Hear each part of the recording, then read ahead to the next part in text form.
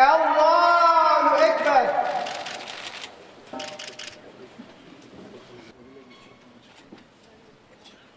Allahu Ekber.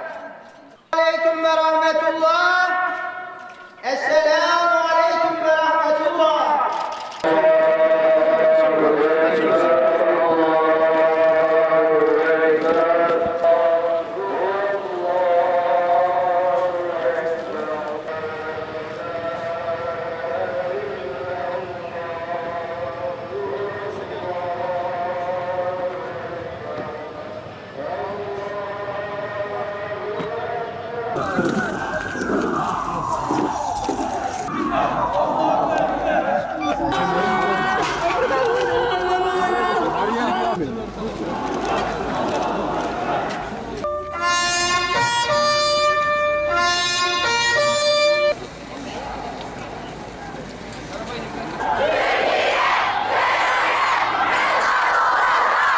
Ama terör başarıya ulaşamayacaktır. Onların hedefi toplumsal huzuru bozmaktır.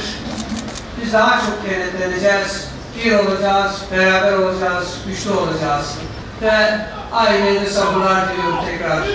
Milletimizin başı sağ olsun. Şehitler ölmez, topraklar dökülmez. Bunlar hak ettikleri cezanın en ağlasını alacaklardır. O konuda en ufak bir tereddüt olmaz. En ufak bir tereddüt olmaz. Tekrar Allah rahmet eylesin.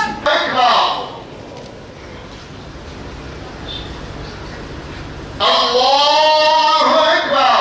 La ilahe illallah. Allahu Ekber.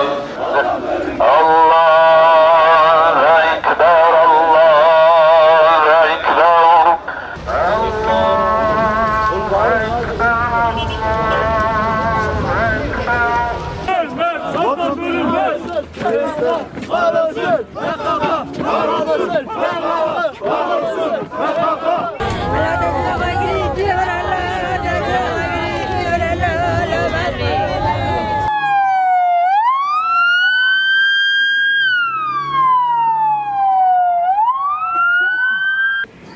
Allahu Ekber. Allahu Ekber. Esselamu Aleyküm ve Rahmetullah. Esselamu Aleyküm ve Rahmetullah. Allahu Ekber. Allahu Ekber.